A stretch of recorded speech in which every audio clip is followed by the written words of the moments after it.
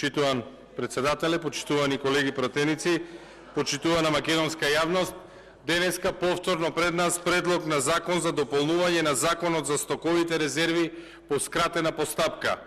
Имено со Законот за стокови резерви се уредува планирањето, формирањето, финансирањето, чувањето, обновувањето и користењето на стоковите резерви.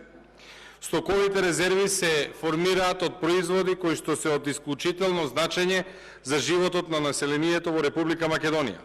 Оризот како култура е погоден за употреба во случај на воена состојба, вонредна состојба, елементарни и еколошки непогоди, а истиот не е опфатен со Законот за стоковите резерви и од овде произлезе потребата за измена и дополнување на овој предлог закон.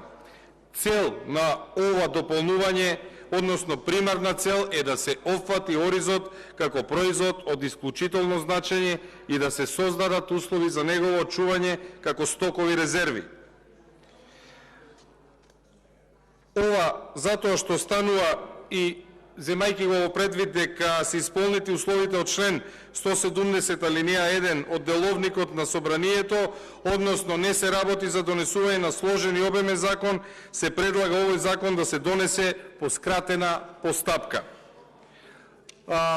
Запознаени сте со предлог измените и дополнувањето на Законот за стокови резерви, затоа што не зборуваме прв пат за него овде, меѓутоа би сакал само една минута да се осврнам на мислењето од влада. Имено по овој предлог закон е доставено мислење од влада, подпишано од прв заменик на председателот на владата Артан Груби, во кое што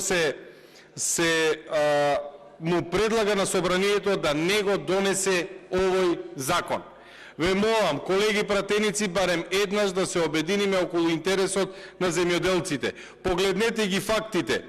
Тргнувајќи од ова, ке каже првиот заменик вице-премиер, законот ке предизвика фискални импликации, односно ке бидат потребни финансиски средства за набавка на оризот.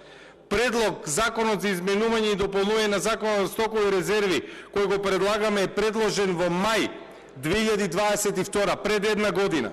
На 1 февруари овде во ова собрание стигна ист ваков закон предлог, Закон за изменување и дополнување на Закон за стокови резерви, во кој што предлагач е владата, повереник е Фатмир Бесими. Погледнете го делот кој што се однесува на оцена на финансиски последици и финансиски импликации. Исти се, целосно исти. 4. Процена на финансиски средства. За спроведување на предлог закон не е потребно обезбедување на финансиски средства, ниту материјални обврски за одделни субјекти. Предложено мај 22. Предложено од владата 1 февруари 23.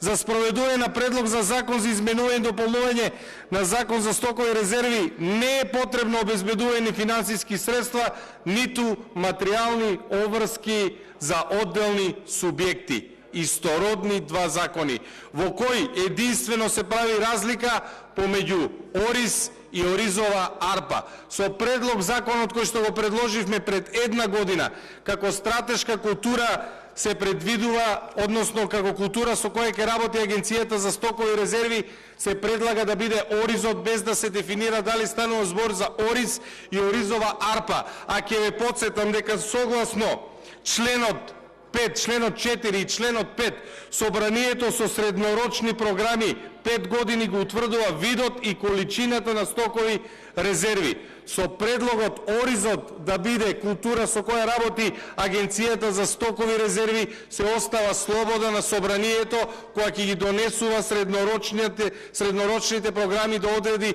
дали ќе станува збор за Ориз или за Оризова арпа. Со предлог законот кој што го предлага владата се зборува само за Оризова арпа, што воопшто не е спорно, меѓутоа се намалува обемот на опфат на овој закон и непотребно се изгуби една цела година проследена со неизвестност. Ке ве замолам уште еднаш да ги разгледате фактите кои што ги изложивме и да гласате за предлог закон за измена и дополнување на Законот за стокови резерви. Ви благодарам.